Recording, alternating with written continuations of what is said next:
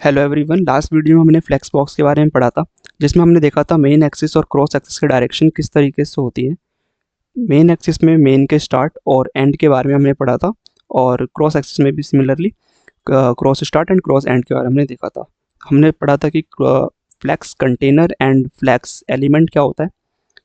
आज के हम इस वीडियो में पढ़ने वाले हैं फ्लेक्स डायरेक्शन के बारे में।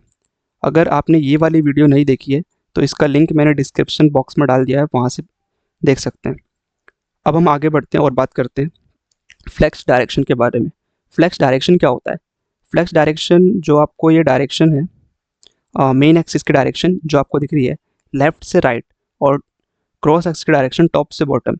क्या हम इन्हें चेंज कर सकते हैं? क्या हम मेन एक्सिस को इस तरफ कर सकते हैं? क्या हम मेन एक्सिस को ऊपर कर सकते हैं? क्या नीचे कर सकते हैं? क्रॉस एक्सिस को हम क्या राइट लेफ्ट कर सकते हैं? तो ये सारी चीज़ें हमारी किससे होती है? ये सारी चीज़ें होती है हमारे पास फ्लेक्स डायरेक्शन से। सो फ्लेक्स डायरेक्शन को समझने के लिए मैंने यहाँ पे एक डायग्राम बनाया है, मैं आपको दिखाता हूँ। ये है। अब इसके अंदर क्या है, मैंने चारों प्रॉपर्टीज़ को जो फ्लेक्स डायरेक्शन के अंदर होती है, flex row reverse, column and column reverse, इन चारों को विजुअली समझाया है ये किस तरीके से काम करती हैं। ओके, सो अभी मैं अपना VS कोड ओपन करता हूँ और तरीके से समझाता हूँ ये कैसे काम कर रही है। अभी मैंने यहाँ पे अपना VS कोड और ये एक्सकैलिड रो पैरेलली ओपन कर रखा है।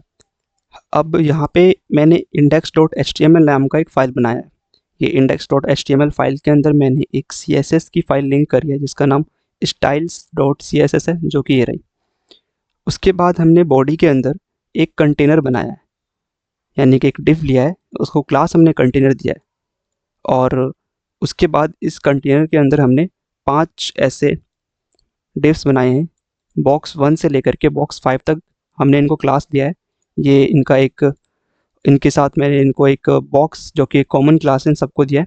सो एक यूनिक क्लास है सबके पास, box 1, box 2, box 3, box 4 and box 5, और एक कॉमन क्लास भी है बॉक्स करके। ठीक है, ये क्लियर होगा।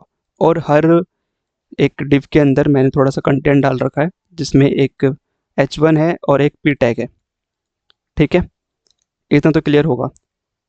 अब मैं इसको ज़रा ओपन कर लेता हूँ लाइव सर्वर से। ये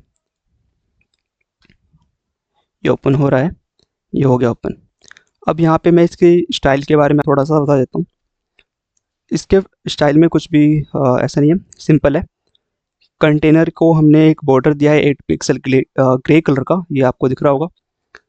बॉक्स यानी सारे बॉक्सेस को हमने एक साथ 3 पिक्सल का सॉलिड ब्लैक बॉर्डर दे दिया है।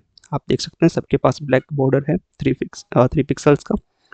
हर एक बॉक्स को हमने डिफरेंट कलर दिया ताकि इनको आइडेंटिफाई करने में ईजी हो। सो बॉक्स 1 से लेकर 5 तक हमने 5 डिफरेंट कलर्स दिए हैं सबको।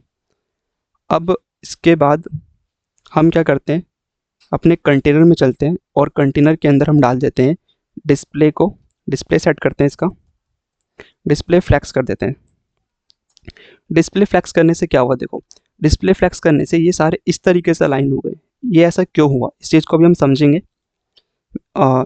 बाय द वे, ये जो डिस्प्ले फ्लैक्स है ये किसकी प्रॉपर्टी है? ये कंटेनर की प्रॉपर्टी है, इसलिए हम इसको कंटेनर में डाल रहे हैं। ठीक है, फ्लैक्स कंटेनर के बारे में मैंने बताया था लास्ट वीडियो में, आप देख लेना उसको।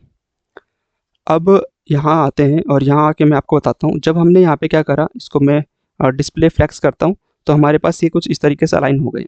तो हम बात कर रहे थे फ्लैक्स डायरेक्शन की, तो हम यहाँ पे सबसे पहले फ्लैक्स डायरेक्शन डालते हैं। और इसमें टोटल 4 वैल्यूज़ होती है, मैंने आपको बताया था ना, row reverse, column and column reverse. तो सबसे पहले हम रो डालते हैं। तो रो डालने से यहाँ पे क्या हुआ, यहाँ पे कोई भी चेंज नहीं हुआ है ना।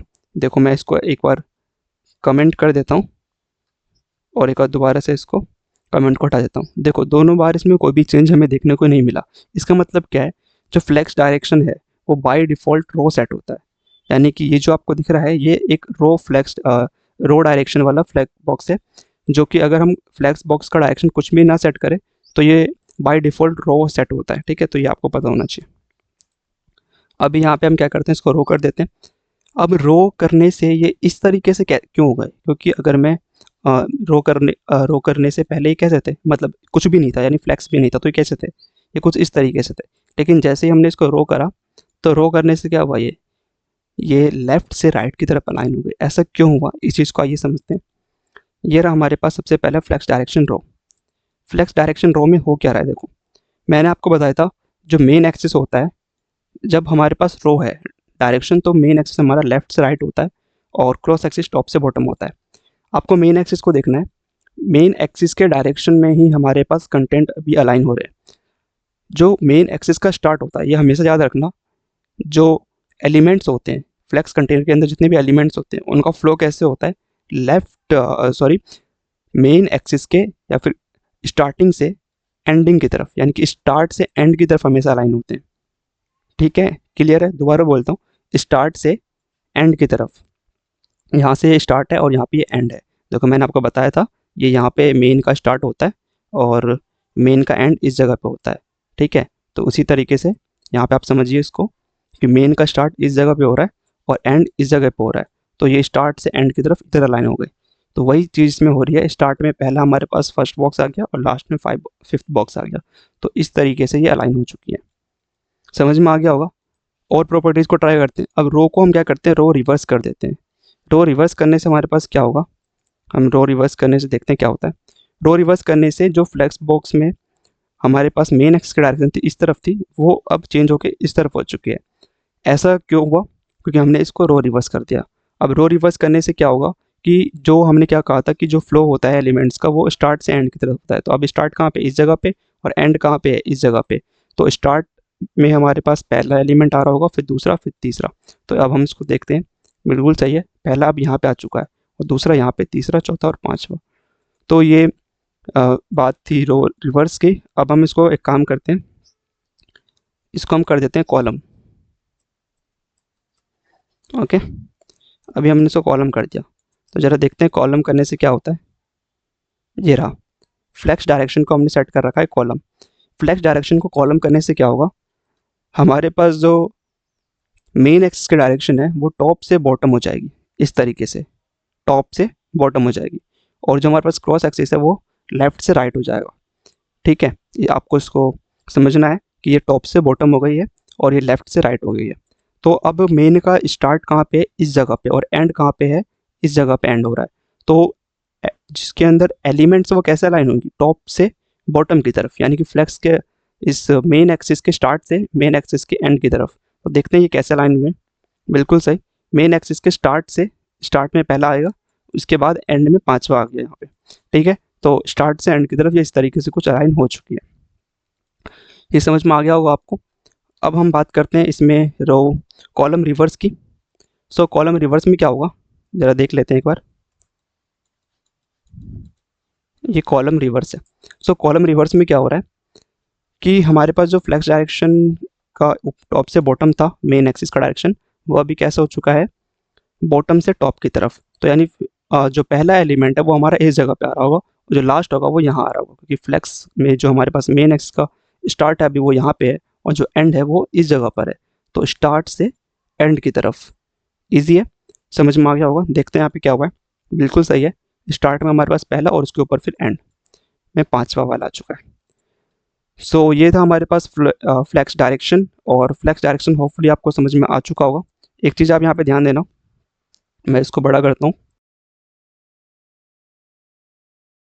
ओके, सो इसमें आपको ध्यान देना है कि जो ये क्रॉस एक्सिस का डायरेक्शन है, इसमें कैसे है टॉप से बॉटम, और इसमें भी कैसे है टॉप से बॉटम है। और जब हम इसको कॉलम कर रहे हैं तो कॉलम में हमारे पास कैसा हो रहा है, ये लेफ्ट से राइट हो रहा है, और कॉलम रिवर्स में भी ये लेफ्ट से राइट हो रहा है, तो इसको ध्यान रखना।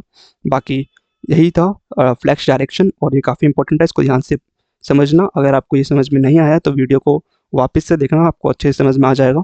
बाकी नेक्स्ट वीडियो में हम बात करेंगे इसकी बाकी प्रॉपर्टीज़ के बारे में। आप बाकी इसको अभी रिवाइज कर लेना। Thank you.